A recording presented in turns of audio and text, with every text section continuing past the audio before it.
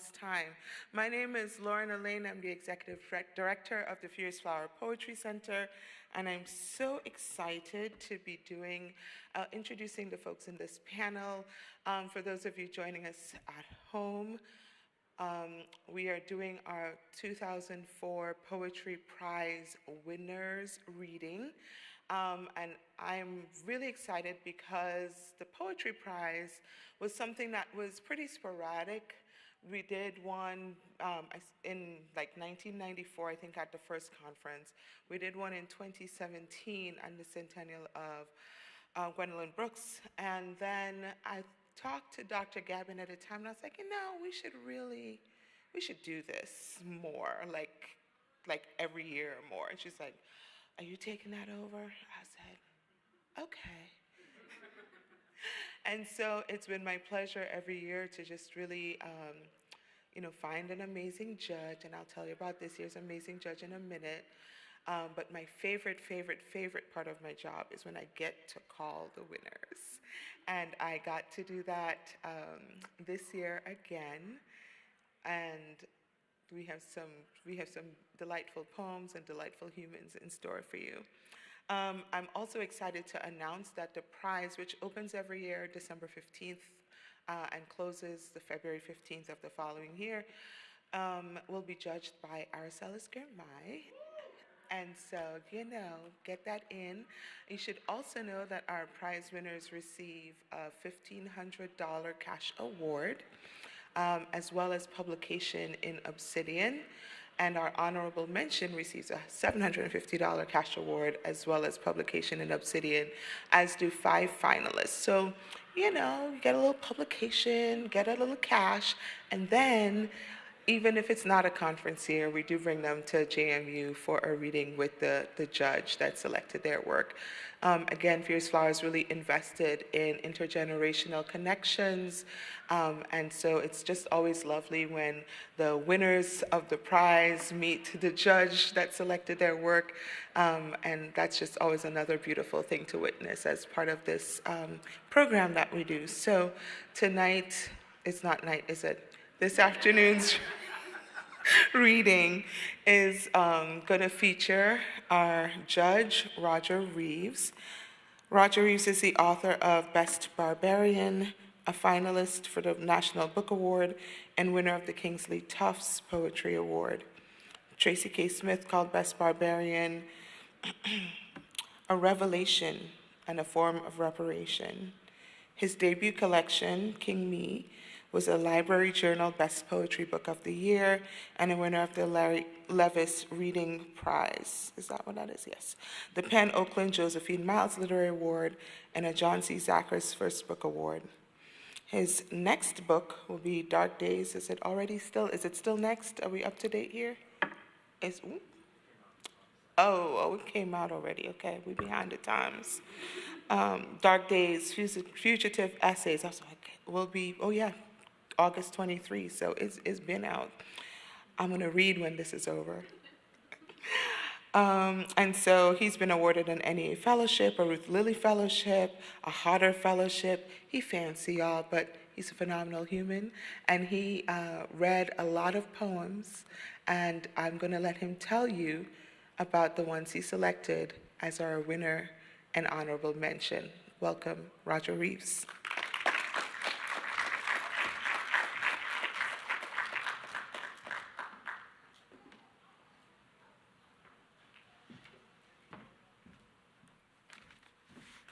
The first thing I want to say is Black poetry is alive and well, and the future of Black poetry is really bright. And it was an honor to read so many of the semifinalists that made it into the email box. It was at a really harrowing time in the U.S., right? I was reading those submissions and contest participants at the same time that protests were springing up all over campuses in this country, and I couldn't help but think about the poems as being sort of in conversation with the current moment, with our current administration, right? And it was quite profound to read poets, younger poets, who were already thinking into these questions. And so I have the opportunity, to tell you about Regina Brooks, who won the honorable mention for the prize, and for Michelle Alexander, who won the prize. And I think what I'm going to do is I'm going to introduce them to you via sort of how I sort of came to their work and how I keep coming back to their work. So y'all have to forgive me. I had to write this out because there's so much that goes on. So Regina's going to read first, and then Michelle will read. And so I'll read both sort of citations. That way we can just have the readings after that.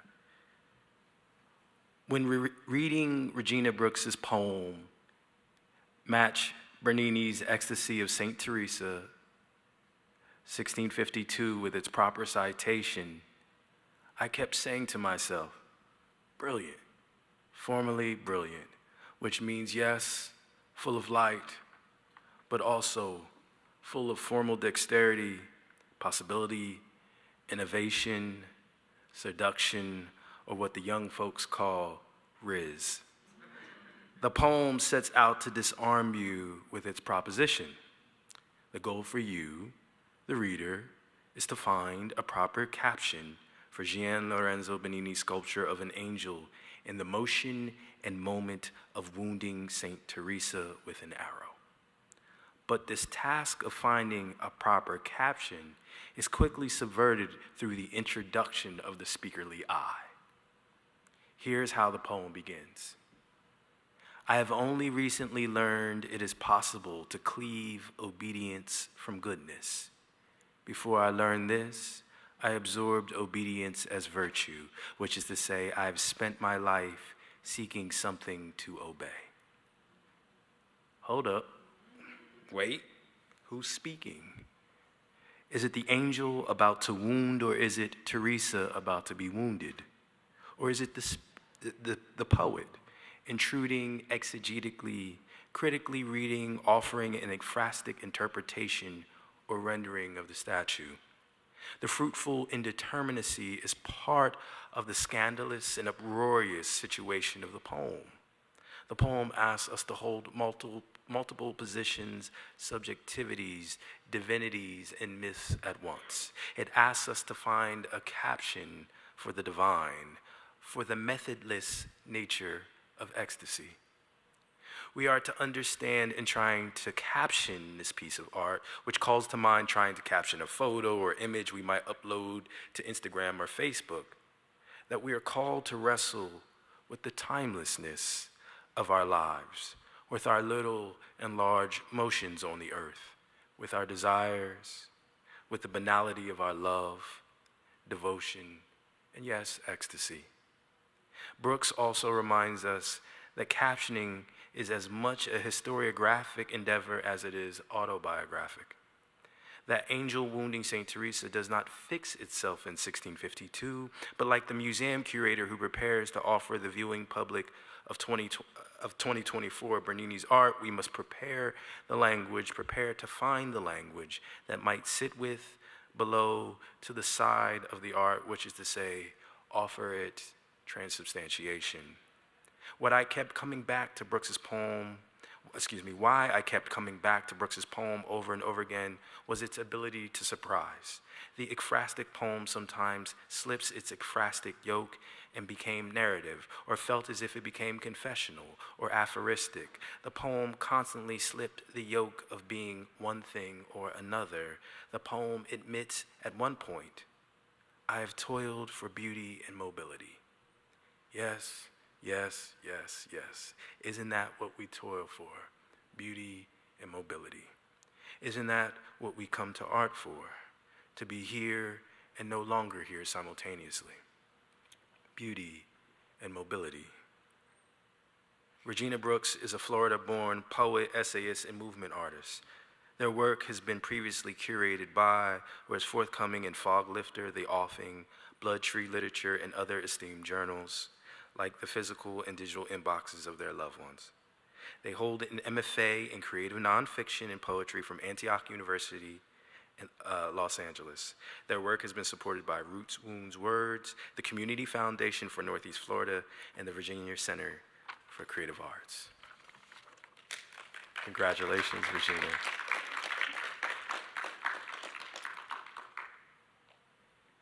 I start with a quote from Michelle Alexander's poem. You, Robeson, slip past our border in high fidelity. This line drew me to its water and mysterious epiphany again and again. It's because in this line I glimpsed the astute eye and intelligence of Michelle Alexander. You have to give me a minute to explain. The line I quoted above is from Alexander's poem, America Taps Paul Robeson on the Telephone with Welsh Miners. In this poem, Alexander lyrically renders and contends with Paul Robeson giving a concert over a transatlantic call in 1957. We must remember that Robeson at the time of the call was a blacklisted performer in the US, and like W. Du Bois, had to surrender his passport because of his sympathies with the Soviet Union. It's interesting because it's the same year, too. 1957 is the year that Du Bois had to surrender his passport as well. In the poem, Alexander explores Robeson singing as a type of fugitivity, a poetics of marronage. However, what I also noticed in Alexander's exploration of Robeson was her engagement and extension of Gwendolyn Brooks's oeuvre, specifically her portrait poems. Brooks, too, wrote of Robeson, calling his voice the major voice, the adult voice, in her poem entitled Paul Robeson. In the listening to Robeson's voice, Brooks hears the largeness of us, the magnitude and bond of black folks.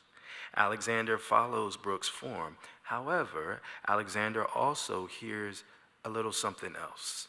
She hears the search for difficult pleasure. Alexander hears his singing as that which is bent on escape. It is a theology, a counter-theology, to the Atlantic as only a site of trade, extraction, and captivity. In meditating on Robeson's voice moving over the Atlantic via a telephone call, Alexander and Robeson offer a counter melody, a complicating melody that offers what bell hooks might call an oppositional gaze, an oppositional rendering of history, of struggle. In listening to Robeson via Alexander, we watch and hear an allyship being built between colonized subjects. Robeson sings across the chasm of the Atlantic, sings across the chasm of subjectivity and nation, not to ally difference, but to put these two modernities, that of black Americans in the middle of the 20th century struggling against Jim Crow, and that of Welsh miners who were struggling for better wages in their own country, within proximity to one another, which is to say, singing back and forth to one another about their freedom dreams. I was astounded at the breadth of thinking that Michelle Alexander was able to sink into this poem, a poem that at once chronicles an historical event and simultaneously tells us something about our present and future. Michelle Alexander is an American Trinidadian poet, creative nonfiction writer, mixed media artist, and teaching artist. She's a graduate of NYU's Gallatin School of Individualized Study with a concentration in what it means to be a poet, interweaving a study of the humanities with the human experience. She has studied under critical thinkers such as Judith Butler, Avital Ronald, and artist Alfredo Jar at the European Graduate School's Philosophy, Art, and Critical Thought Division. She holds an MFA from Columbia College, Chicago. Alexander's chapbook, She Takes a Machete as If She Knows Everything, was published by Bottle Cap Press in 2023. Her publications include nonfiction work, which has appeared in the journal Salt Hill. Her mixed media art was exhibited at the Center for Brooklyn History in the Bishop Gallery, and which was commissioned by Jacqueline Woodson. These two poets, I literally have their poems in my bag, and I've just been sort of commenting and marking them. I had to stop because, I was talking to Terrence, and he says, only do 3 minutes, because he knows I got a Pentecostal tradition, and we'd be up here too long. But I just want to say I'm so happy for what the future of American poetry is and Black American poetry is. I never ever won a contest when I was younger like that. So man, Y'all work is just standing and rising and doing beautiful things. Please keep writing and get my email address. If you ever have some problems, holla at me. All right?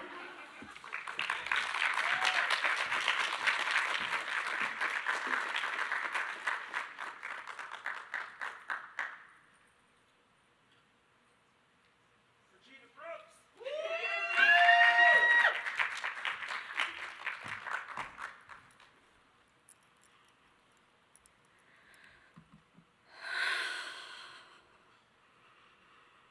Good afternoon.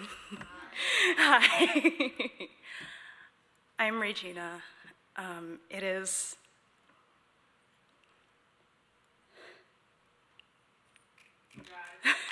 Thank you. Thank you. I am so honored to be in this room. Thank you. I'm not gonna cry. Okay, I might a little bit.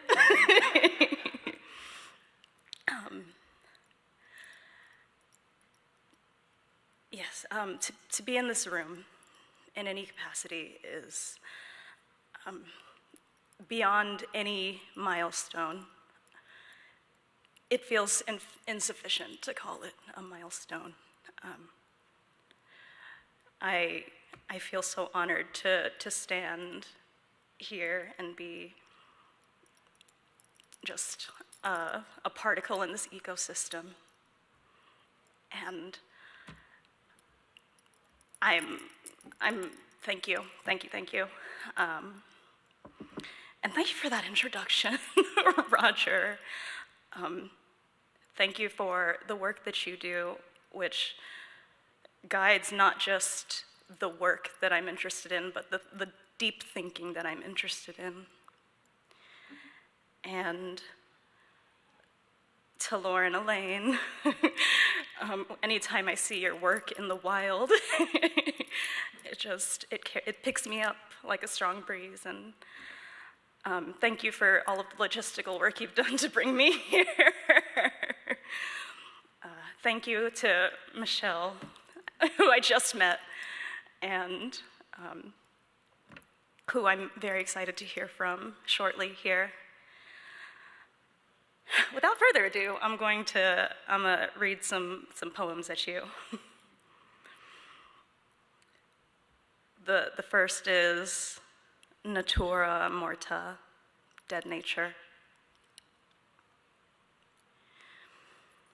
In the radiant heat of the frosted kitchen window, where the sun warms my décolletage without my witness. In the tension of the static before the rain, before the ocean falls back into itself. In the halved cactus fruit bleeding on the counter. In the single red rose among the Alcatraz trimmings in the vase. And memorizing the sounds of the stove before and after the water shudders to a boil.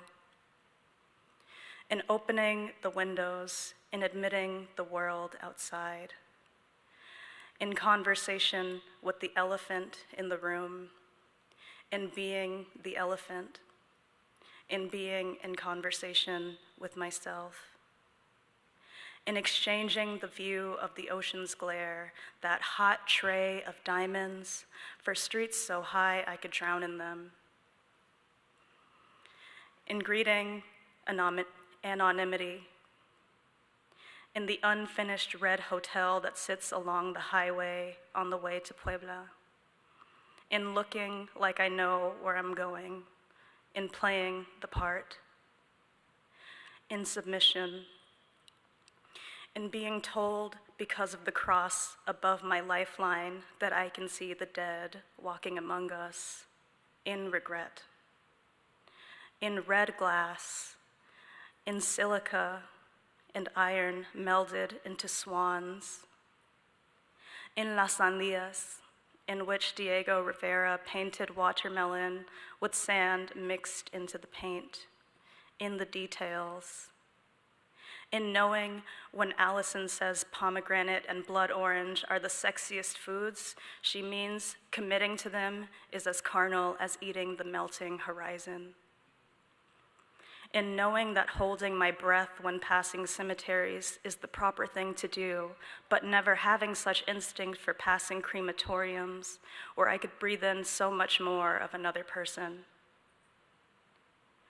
In being underwater, in being less true, in merging as much as submerging, in desire, in mirrored breathing, in dancing until my skin dews over, in moving from heart center,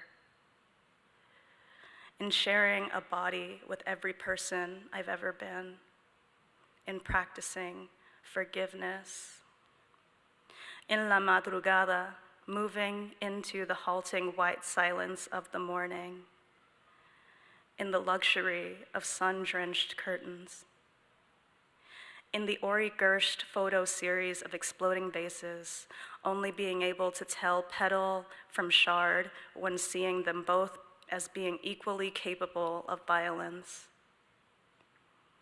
in becoming another beautiful, violet, cascading thing. Thank you.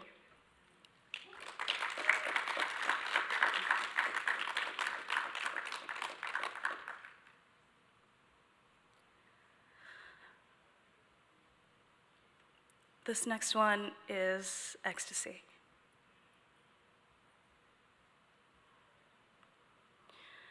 Match Bernini's Ecstasy of Saint Teresa, 1652, with its proper caption. I have conceded my body as collateral. It is difficult to break a body of the tendency to offer itself to atonement. Often, the body adapts simply by seeking a new thing to offer itself to. I have only recently learned it is possible to cleave obedience from goodness. Before this, I absorbed obedience as virtue, which is to say, I have spent my life seeking something to obey. My nebulous, untargeted docility was how I came to conceptualize God. I have exchanged obedience for love, and gradually, love has become the God to which I am obedient, for which I forfeit myself. I was raised, like my mother and her mother, Black and Baptist and performance of girl. My child mind and beyond have long known submission as a condition of my living. The fact of my body's submission was first an expectation, something granted from outside of me. The fact of my submission now is that I don't know entirely who I am without it.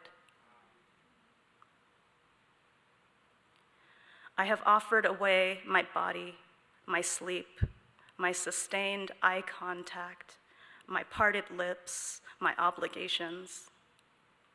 I have offered my neck for fingers to wrap, my hair to tug, my chin to tilt, my gaze toward whatever the other wanted me to see.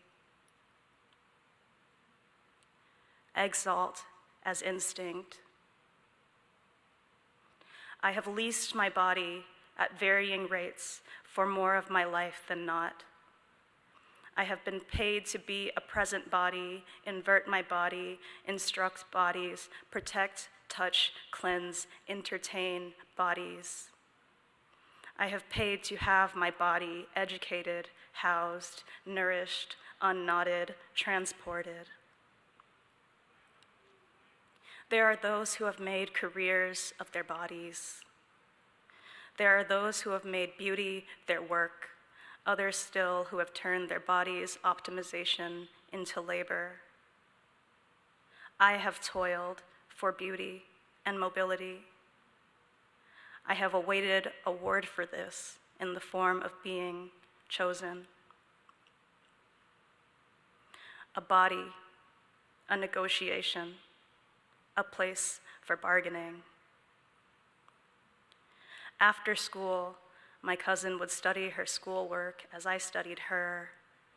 I memorized her rituals.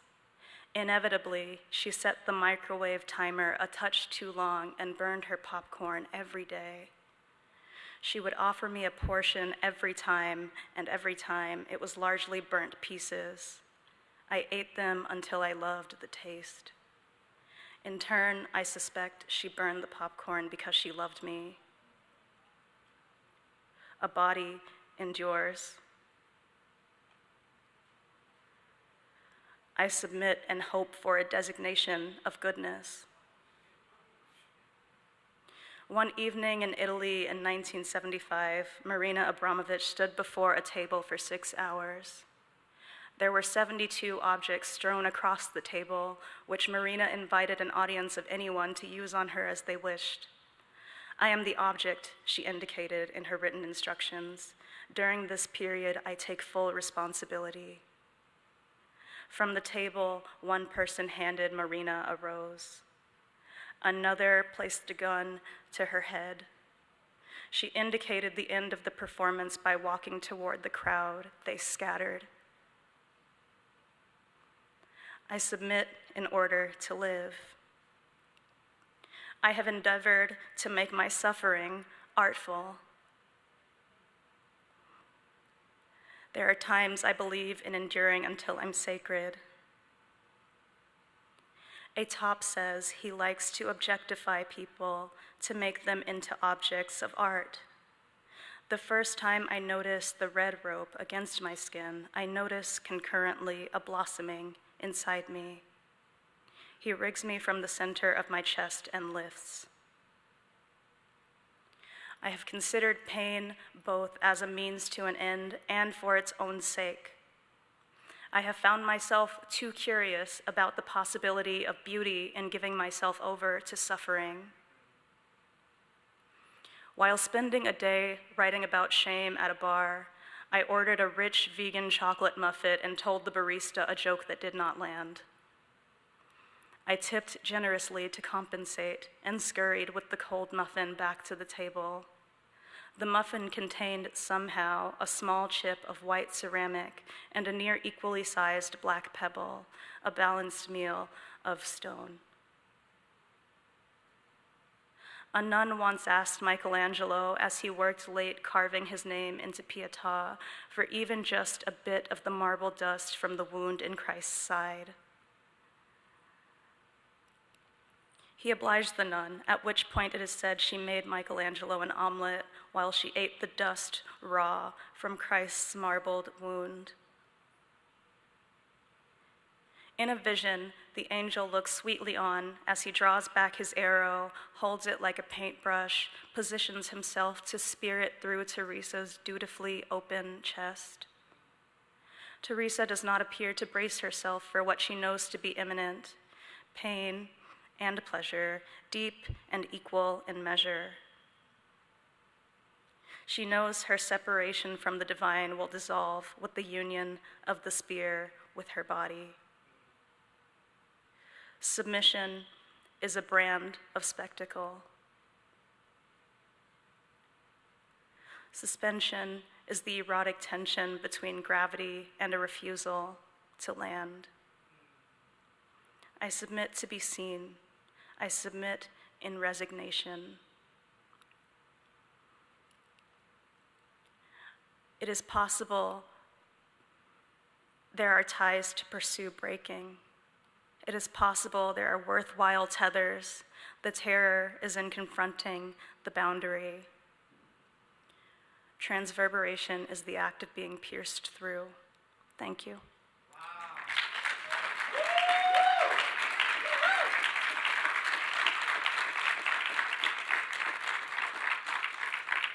Thank you. I have one more, or do I? Do I have time? Okay. Okay. Thank you so much for your time and for your ear. Yes. Okay, Michelle, thank you.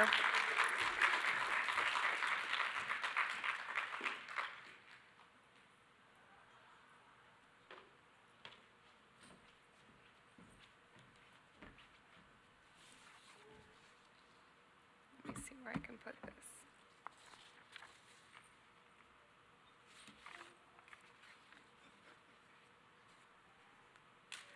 I'd like to start by saying thank you to Roger Reeves. That was a breathtaking introduction.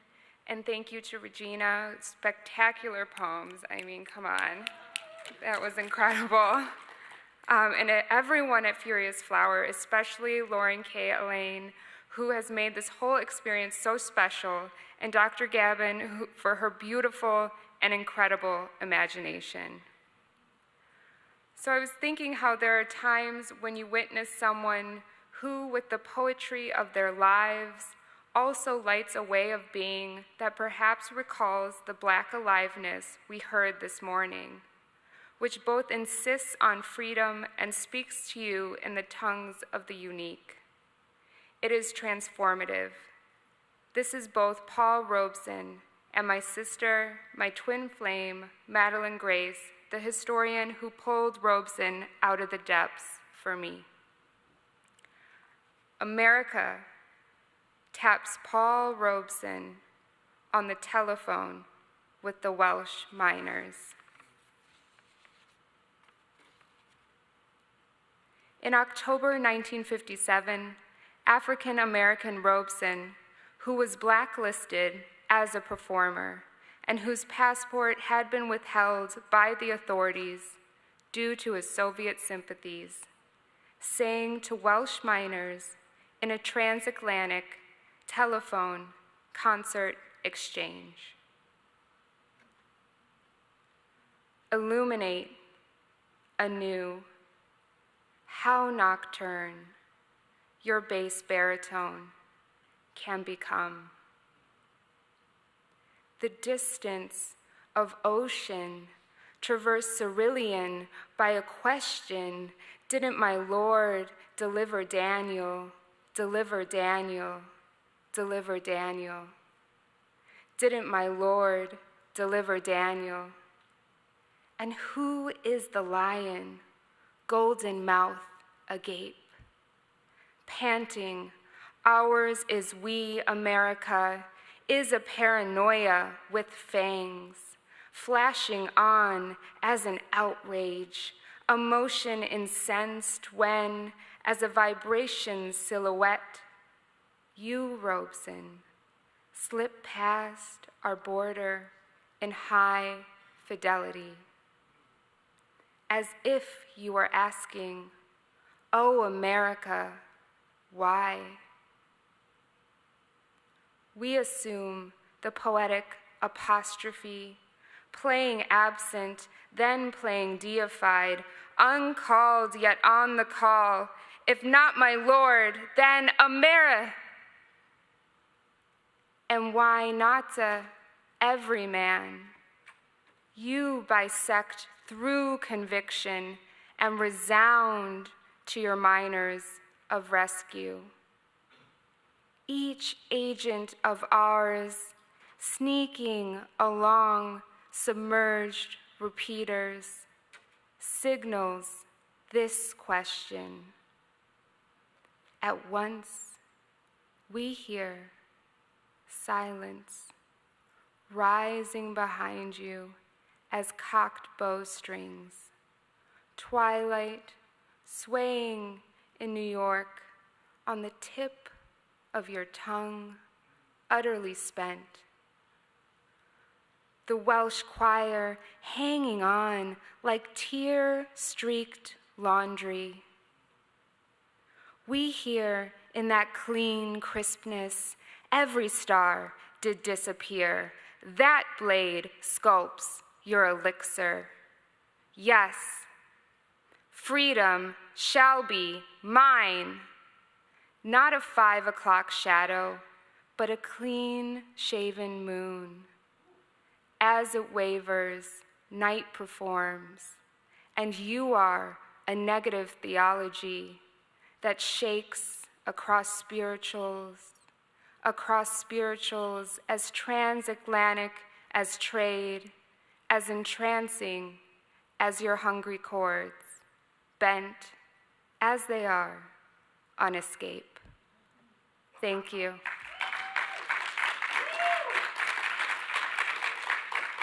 Thank you. Since we're balancing in a gratitude pose, before this next poem, I wanted to thank C.M. Burroughs and Cheryl Boyce Taylor. When C.M. sent me a photo of her hands holding Cheryl Boyce Taylor's The Limitless Heart that read, "Get your hands on this," the recommendation would alter my course and capacity for feelings immersion. It was one of those dramatic instances of reversal that the Greeks call peripeteia, where my circumstances had changed before that movement of the mind's recognition. So they are out there, these limitless hearts. Cheryl Boyce Taylor. Not good on our own. You knew to color us as ripe as the innocence of motherfuckers. Knew to undress the page. Freely wore for the limitless distillation of our need. Stack stones, cry mango green as lament. Ocean the hibiscus sweat of thieves. Break oozy like tablet of stone. Roll up to the fearsome ruckus after it all. We await you happily, a rabble of applause, a salvation of blunt wraps licked clean together. You've wrested from the skull the fracture of levity that pickles in our bones, so needful. And we ate your distance spasmodically the first time. Second, we would confess that we had not yet popped off before there you be. A party crystallizing, a heat like frisson, speeding beyond sense, with flame blue improv for cheeks, you bring us to silence. And everyone is more than pleased you've arrived in their noiseless quake. This yearning we feel, she's you. Thank you.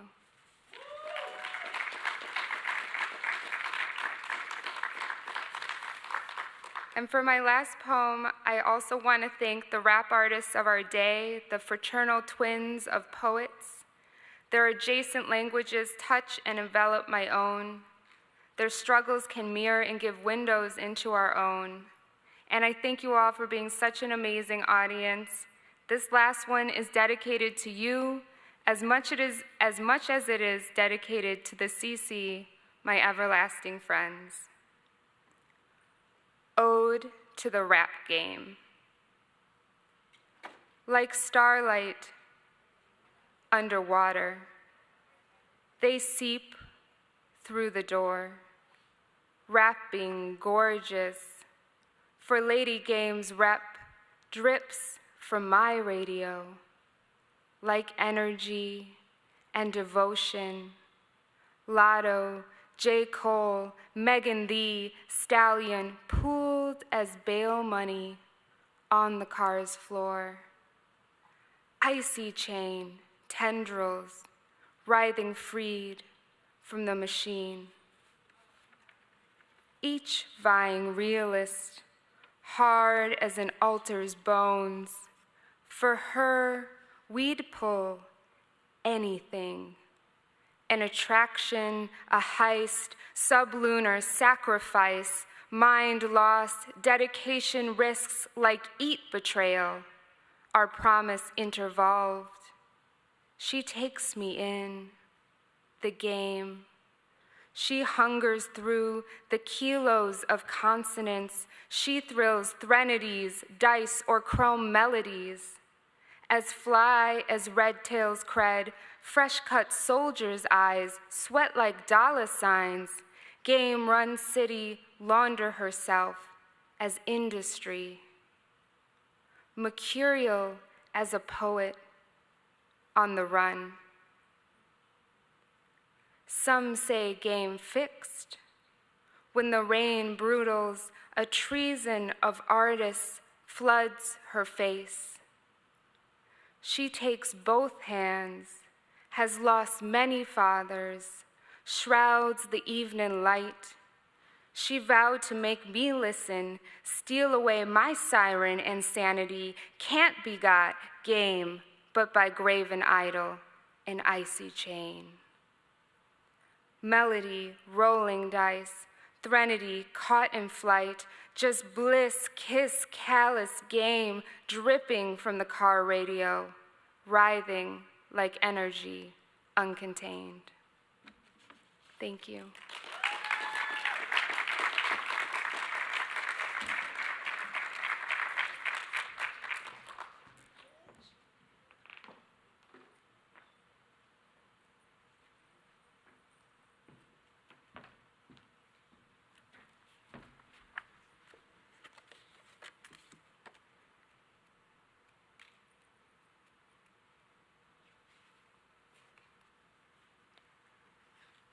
Grendel, all lions must lean into something other than a roar.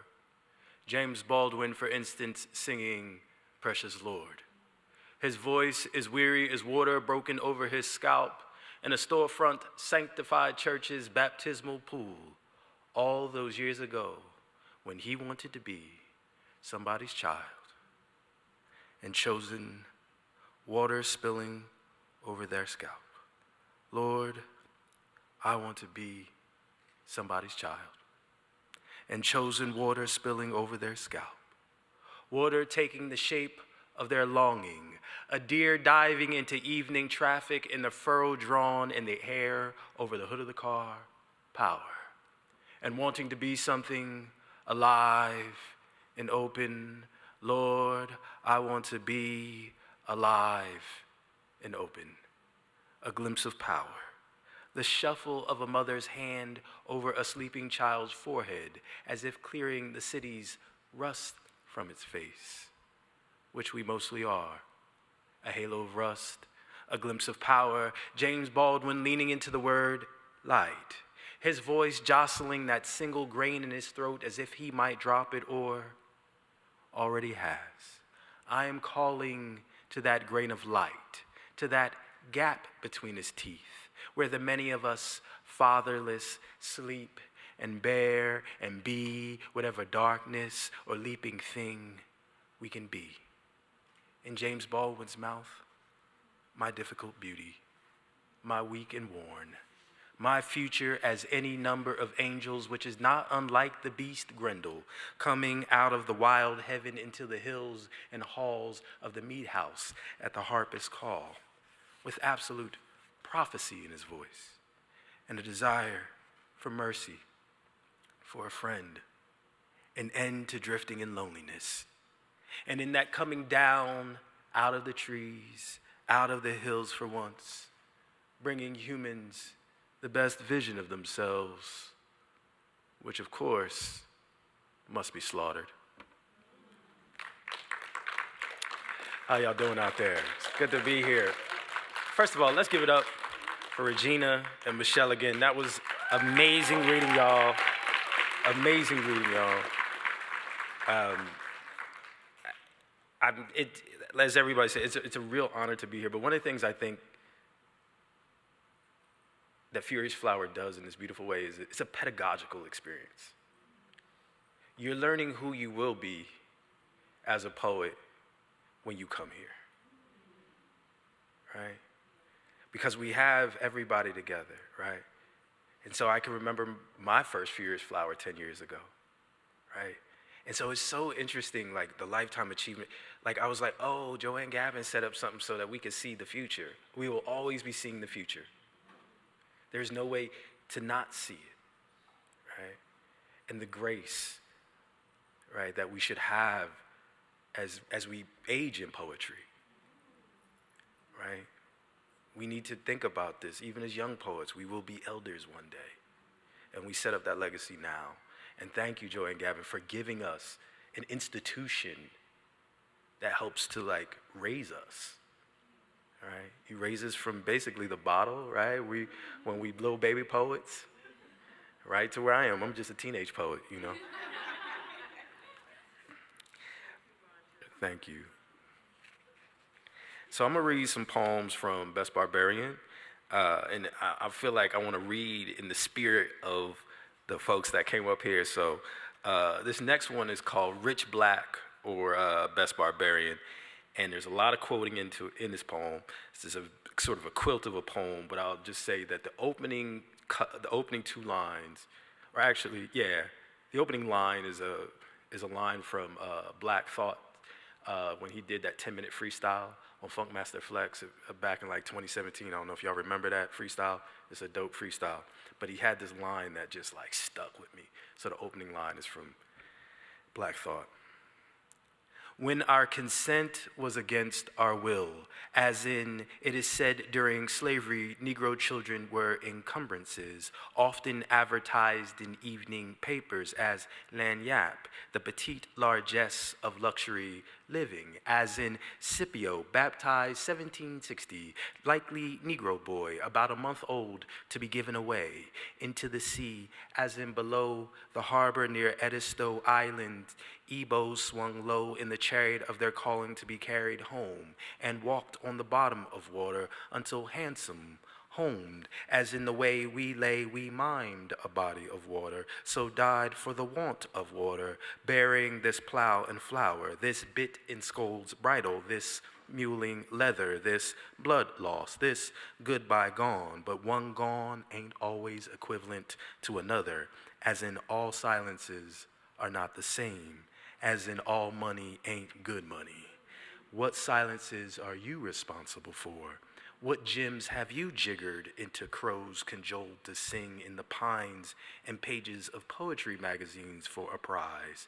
As in there is no succinct definition of exile, as in black is the black ain't, as in everywhere the bucks went clattering, the police bristled in the way, as in form forgets fugitivity is the original human form, as in best put on your best barbarian, as in this gospel is large enough that anything can be said about me and you, your mama and your cousin too, rolling down the strip on Vogues, waking up slamming Cadillac doors, outcast and out of gas, the empire smiles in its guillotine and Gucci loafers, as if to say I practice the abundance of zero, as in the world is always ending while someone is and ain't being born, as in motherfuck the weather, come and join the band of wild Negroes dancing the antelope and Holy Ghost in Gadsden, Gethsemane, and Georgia, as in leave the angel to his centuries of death, leave the police dog of our future in his heavy paws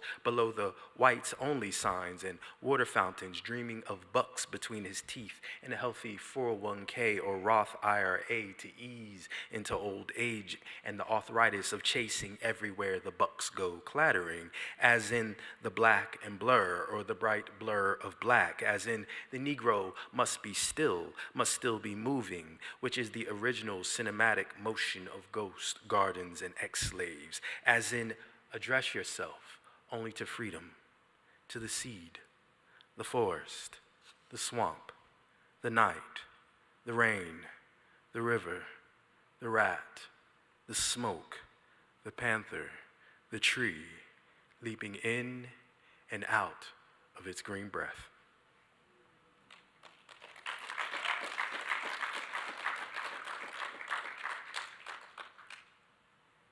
When I was writing this book, this is one of those books where you're trying to get free as you do it. And I felt like I got a little free in this book. So one of my favorite things to do is quote. Right, I love quoting things. I love playing with quotes, and so this poem has lots of quotes. I'm going to only give one of the references, just so you don't think this is me, because it's so good. I got to give it props. And so Jack Johnson, famous boxer, once was asked by a reporter, and I think it was 1925, 1927, why do white women love black men so much? Stupid thing to say, to ask. I know we're on YouTube or something, so I can't curse, other than what's already in the poems, right? And so Jack Johnson had the best answer, which is because we eat cold eels and think distant thoughts. And I've always loved that answer because that's not an answer, right? Jack Johnson, we might say, is the beginning of postmodernity, postmodern literature with that type of answer. So this poem is called Future from Beyond the Voice of God. You'll see why future is there. What shall be done with the demand for more selfies? Selfies of the crow in the wheat knocking against the window. Selfies of my daughter hooting like an owl and beating the back of her cage, the back of her bones. Selfies of Wittgenstein's eyes settling on the back of a crow, which is the shadow of a boy delivering milk to the door of his mother, where language begins, Gertrude Stein over the Stambergassi eating saltfish and conch fritters with Aimé Césaire. More selfies of Negroes from Niger and New Orleans, blue-black and the blue-black buck and canter of summer, and Yves Saint Laurent glasses and pinafores of light pinned to the eyes. No church in the wild, but more selfies of Susie Asada buck dancing on balustrades near the nigger cemeteries, where the chariot swung so low, we just called them commas. We about to fuck up some commas, yeah. Gerrymander and Jack Johnson the shit out of shit. Why do white women love black men? Because we eat cold eels and think distant thoughts. Jack Johnson. We need more selfies. Selfies of Frederick Douglass's pen removed from the gashes in his feet and writing hot checks for Rolexes and rivers our bodies just can't cash. Wade in the water. Wade in the water, children. We about to fuck up some trauma, yeah. Selfie and holler, yeah. Instagram at the ashram with Lil Weezy and Wardell Curry Jr., not senior, busting three-pointers, yeah, on behalf of a local charity that sends mosquito nets to children in Africa, the Sudan, Niger, I don't know. Tiger, tiger burning bright. Tiger, tiger hanging from the street light. Distant thought. I'm so in time, I'm out of time. So selfie, I'm healthy. I'm saying though, you know what I'm saying?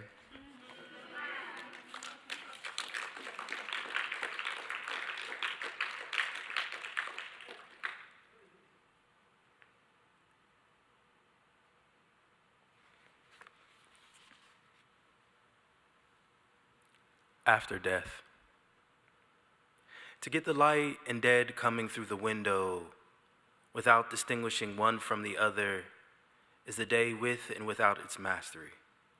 Stumbling upon a dead deer in a neighbor's field, knowing it was left there for you not as muse, but as memory, dropped, broken off, death no longer concerned with this beast that once covered a field with the white breath of its longing, because the animal is beyond death, and death has no interest in what is beyond it.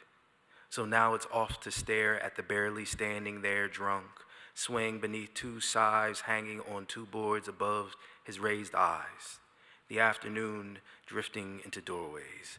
Death now in a pocket of pines, in the thick hair of a boy who turns a skunk over with a stick, watching the Christmas of its intestines steam in the snow. Death touching the boy where it is he will know him, beneath the arm, as if raising him up to this common understanding. Desire is everywhere in this field, even in me, who is not in this field, but from my many windows watching the night's dark light fall and dwell in its falling, which sends me stumbling to my newborn's invisible breathing, wanting to ensure the invisible holds my fig branch finger stretched beneath her nose, me wondering, what is beyond death? And what is this rage and darkness? And my Father, what is he other than dead? Rage and so much light, and so much light.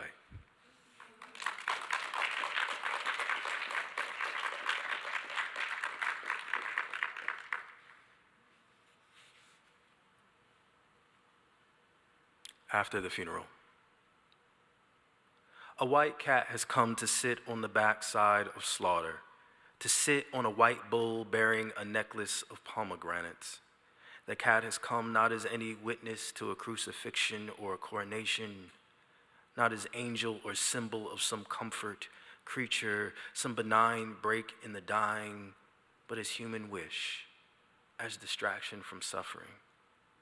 My human wish, to keep my father's schizophrenia in his casket, to keep that below the earth, one from another, now and forever, in season and out, from mountain to mountain, in the trees and after.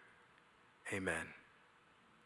Everything has come back to prayer, sitting in that delay, harrowing the fixities, my father in me, in my clock, my hoof, my feather, in the sprawling armature and stars of I am.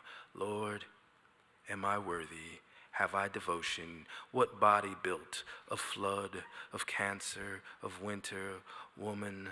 Lord, I pray as I've been taught, to keep nothing from my tongue, its palm, its golden mine, so it bees and bees with whatever it bees. Rose, rain, Lord, even her who rises from this bed, the naked two-ness of her filling the room, such that she becomes the room. Lord, am I ready? How shall I bear the coming madness if it is to come? What disaster will I deliver to my daughter? My human wish, distraction, a white cat balanced on the backside of a bull, slaughter far off. This delay, Lord, this delay I offer because I own neither houses nor land, have not 100 heads of cattle or of state grazing on grain in a golden green field. Keep this coming distant, this sickness underground. And if, Lord, if I am to bear madness, become the father who scratches the raw earth with his hoof and snout, plowing the field as ox or ass, because the mind says, go into the pasture, not as ox or as ass, but go ox, go ass. Then, Lord, let me into the field. But make, Lord, diviner of the snowflake and master of fragments, a light, a golden light in a tree. And there have my daughter stare at its working, the darkness and the green, and the leaves and red blooms, while I behind her lick the tines of a fence and leap in the dust in front of a white cat that has become my master, that I follow out to a white bull bearing a necklace of pomegranates.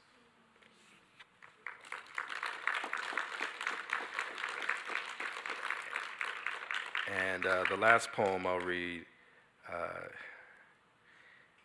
is a poem I wrote during the pandemic. And I was working on this poem, and I have this practice with my daughter where we read poems every morning or in the evening. And during the pandemic, she was about 4, she's 9 now. She would say, Daddy, I want to write a poem with my mouth, which means she has an original poem for you. You need to listen. And she would come up with just the wildest stuff because she didn't, syntax wasn't a thing to her yet, right? She didn't understand grammar. So she would just have these amazing sort of conflagration and sort of building of words. And so with this poem, the last line of the poem is Naima's, it's my daughter's. And she's told me that anytime I read the poem, I always have to announce it as such. And I told her, I'm not a plagiarist, girl.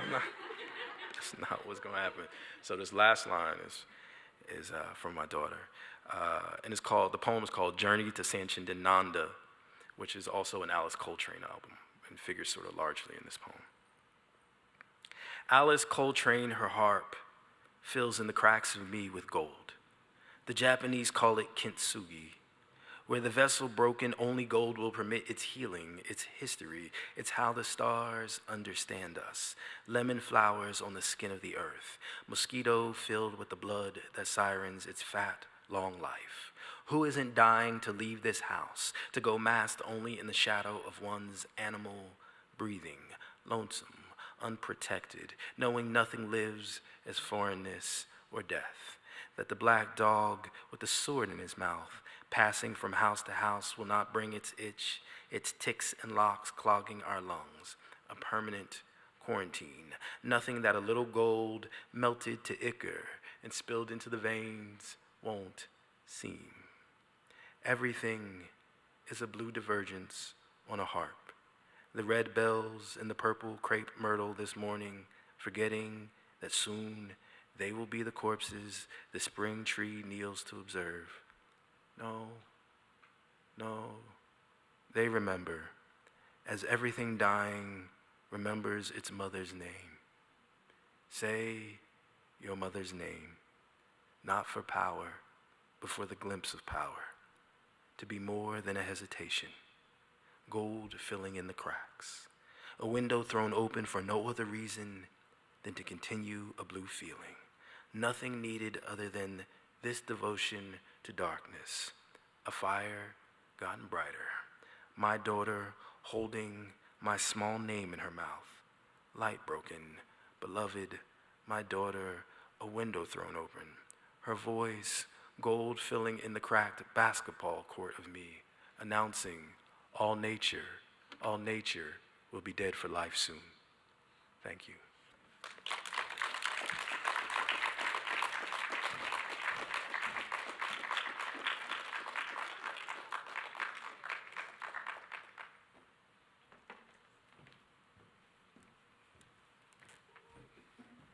Let's hear it for poetry, y'all. Congratulations to Regina, to Michelle, and so many thanks to Roger for his time. Again, y'all, I'm like, Roger, where the poems? Roger, where the poems? He's like, my students are being arrested on the quad. I'm like, get back to me. It's okay, it's okay. So it's just wonderful to know that your poems were a source of something quiet and inspiring in a rough time for him, and have become that for us tonight. Thank you. All right, y'all, we usually do a Q&A. I can't see out there, and I think this might be a little awkward position, but are there any burning questions for our judge or poets, and I can repeat to them, and we can do a whole, oh, that light. Oh, I can see if I do this. Anybody? Oh yeah, no, we have the mic. There we go. I thought you would have to come up here. There's a mic. So I'm gonna, have y'all run up to the mic if anybody has questions, or are we just full and happy and want to just rub our poetry bellies? I'm a teacher, so I'm gonna let it sit for a minute. We're gonna listen to the lights hum. I usually use my eyebrows to like inspire a question, but see, you wait long enough, somebody's gonna crack. This is a question for all of you can answer. Roger, you talked about incorporating influences and citing your sources, and I'm really interested in that because poets, all down the line have referenced their influences in many ways, and there's a lot of status and things like that, especially when you're in early poetry workshops around recognizing those influences. But I've never really heard anyone talk about how to do it well, how to not have it interrupt the poem, how to have it not take over the poem, and to maintain your voice and to incorporate those influences. So yeah, that's the question. See, that's why the questions need to be asked. Tell us the secret, Roger. Do I need to repeat for the live stream, y'all? Oh, no? I think we're good. Okay. You can take the mic, yeah. One of the things I always think about with like illusions, right, is the illusion has to be more than itself. It has to sort of point in a direction that maybe we didn't think about. Like when I'm playing with the future line, we're about to fuck up some commas, yeah, right? To me, that line out of context is really interesting because it makes me think of how we came over on slave ships, right? Huddled spoon fashion. We came over as commas, right? We came over in this way. So I'm playing with that, right? I think hip hop is a great teacher of how to cite. I think jazz musicians are great teachers of how to cite. Like I love, like there's this there's a jazz trumpeter named Clark Terry. I know this is gonna seem odd to him, but he does this thing where in some of the solos he loves to like play with like Yankee Doodle, right? And you see a lot of jazz musicians will play with like a classic American tune like that, and what they're doing is kind of making a critique, right, through playing it in this other form, right?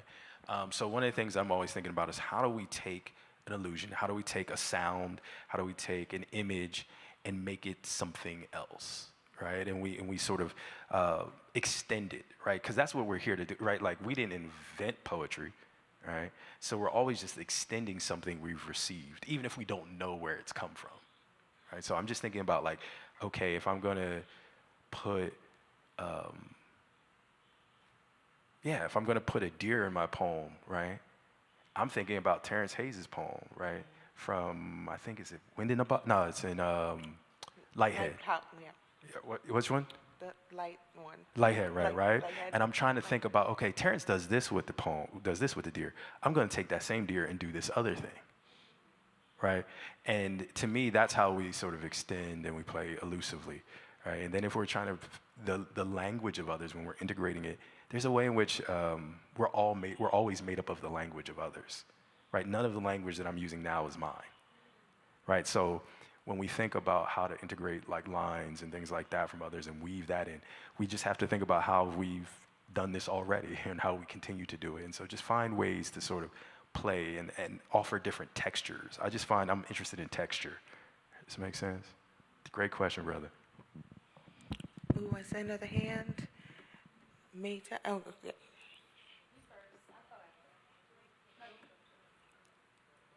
Up to the mic, up to the mics.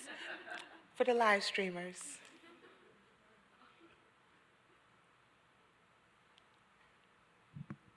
First of all, I just think that all of your work is just so profound and beautiful. I love poets and I love listening to what you create because you get to meet someone's quiet space, and I know that it's just really awkward, but it also feels really sacred. Like it's like, oh my God, this poem's complete now, we're sharing. And just thinking about being a poet and just writing and just having influences and being in pursuit of like supernatural conversations, if you will. I think there's something serendipitous about poetry. I always say I feel like poetry is, writing is just like, you know, like it comes like lightning, like when it comes, you know? But I'm wondering about like, especially research when it comes to, each of you had references in your writing. What would you say about the process of pursuing stories and pursuing conversations? Like, you know, it's one thing to be a musician, but if you want to like have an orchestra, you got to like go find other pieces to put together. So if you can say some, if you can, whatever. But if you would just speak to your research process and ways that you are in pursuit of stories.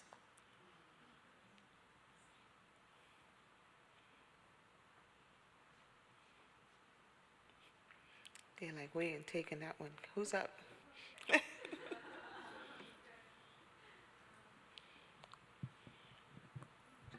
around here. My research process, I guess it starts out with me asking myself, what can this poem be a condition of possibility for? And can it enable new limits of the imagination? And as an enabling limit, I think then I look for resonant relations between either the time or myself or something that is echoing among each other. So the subject and my disposition or my bearing, or the atmospheres of two different pieces. I take a lot, I believe, like Roger said, that all language is found language. So I rely heavily on found language, and I find that it's like the movement of consciousness to self-consciousness, which kind of moves through articulation. And that re-articulation is how I think research can sing again, if you put it into your own language. Yeah. Thank you.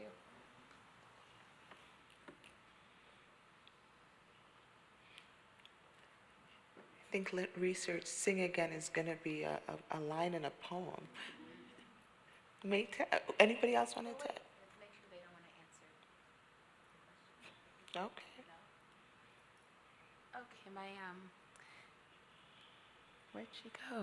What's your name, hon? Your name. Who asked the question? Christelle, that was beautiful what you said. I asked your name because I wanted to affirm it and echo what you said about all three of them. Thank you for doing that. And my question is short, and it's really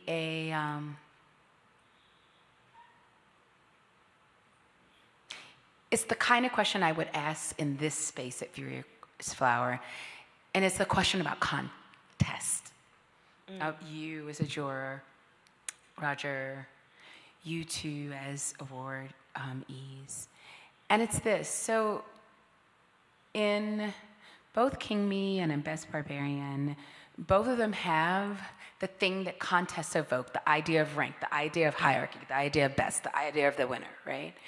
But then in your poetry, each of you, in your different readings, gave us light. Light is a cutting into, light is a breaking open, right, in yours. Gave us piercing as an avenue to the sacred. Even gave us, like, the rap game as gain, right, in your work. And I struggle with this both as, like, you learn an educator, right, but also as a reader who sometimes in those spaces of contest where there's the sacredness of poetry, where there is no winner ever, right? And the fact that contests do bring, like, I didn't know your work, you two obviously, Roger, didn't know yours, but to light, right? And so my question about that for you as a juror, Roger, and for you two as recipients, is how do you negotiate that, right? How do you emotionally, intellectually, and ethically navigate for yourself the relationship between that? I said it was short, but that's, people who know me in the room, is Maida's version of short. So I'm gonna sit my tail, not the other one, down, because I hope you'd be willing to answer that. Thank you. All right, Regina, you gotta bless the mic now. I'm still teaching, I'm sorry.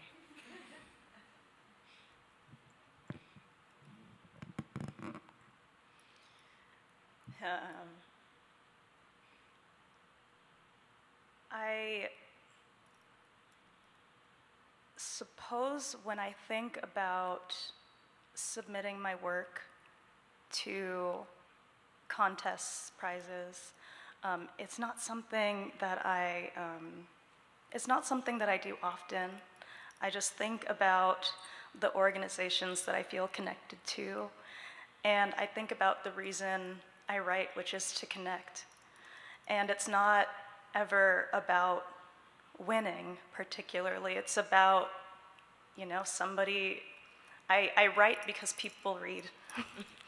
And just having a space where people are giving generous time and attention to me and my work, and to see the results of any given prize, to see the work that I didn't know prior. That's where I stand.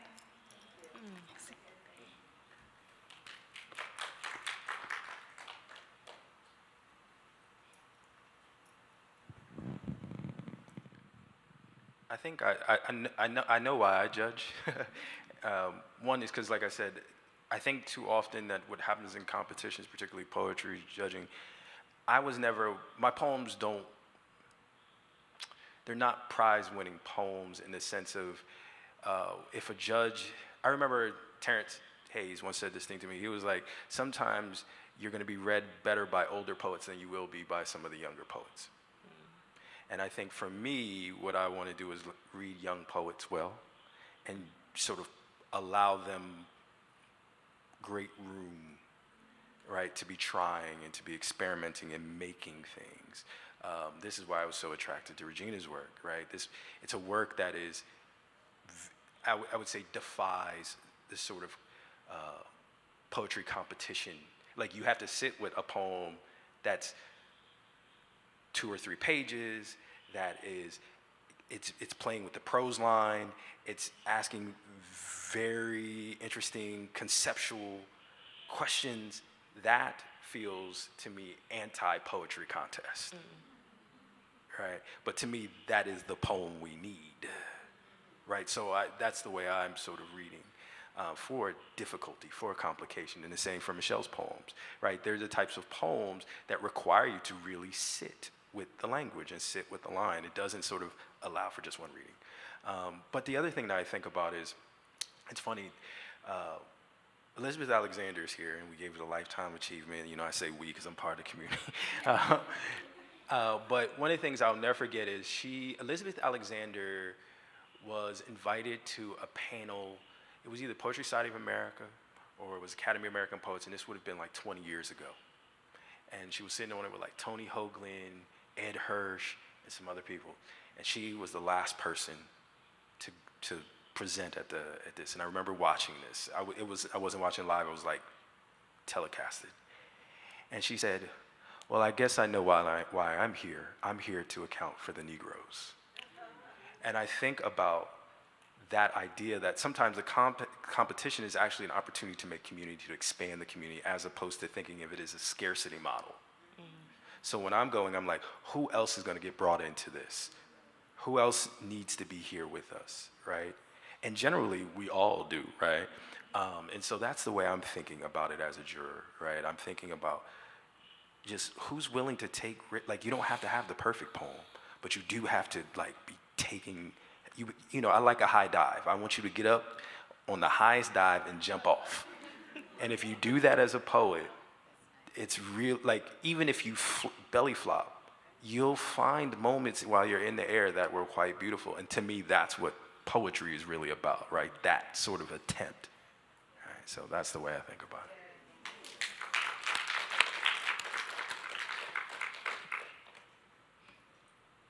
All right, nobody asked me, but I want to answer that question too, because I administer a poetry prize.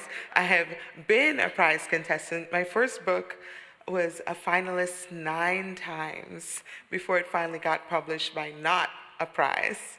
And I want to say that one of the things that prizes are is also it's being a part of a literary community, right? I remember David Mura, a really good friend of mine, said, Lauren, okay, here's the deal, you're a finalist. Imagine the lineup is this, not you. He's like, you say, I'm a finalist, and so is Lucille Clifton, and so is Martina Espada, and so is Rita Dove. He's like, who's the loser? You have one prize, somebody's got to get it. What does that mean about the rest of those people? Like, no, what it means is there's a group of excellence that you get to be a part of when you submit, and then you are just, the rest of it is just what it is, right? Kind of going back to what Regina said, but also as an administrator of a prize, and why I so wanted to have one for Furious Flower, is to also recognize that there are, however we change and adjust them, there are these markers in our, they just exist, right? They open doors, they open opportunities, and that if we want a place at the table, we gotta take a place at the table, we gotta build a table, we gotta build a room. And you know, when Joanne created Furious Flower, it was saying, we don't need this other gaze to judge our poets. And this contest says, hey, here is a place where our poets can find community, where they can find each other, where you can be in a community of excellence, and then where we can celebrate, you know, whatever resonates with the people we trust to choose and read that work, right? It's always exciting to me, who am I gonna ask to judge this year? Because there's so many. You know, we've had Patricia Smith, we've had Erica Hunt, I had Kai Miller, who's Jamaican. I'm like, let us have a conversation with each other. Let us see what our tastes and choices are, and let's just, you know, celebrate our excellence. And that, to me, is part of what the prize does. And I think you will agree, we have heard some excellent poetry tonight. One more time, thank you. And congratulations, Regina. Congratulations, Win Michelle, and thanks again to Roger. Y'all, we are back here at 7 p.m. So I will let you go. Have a good evening.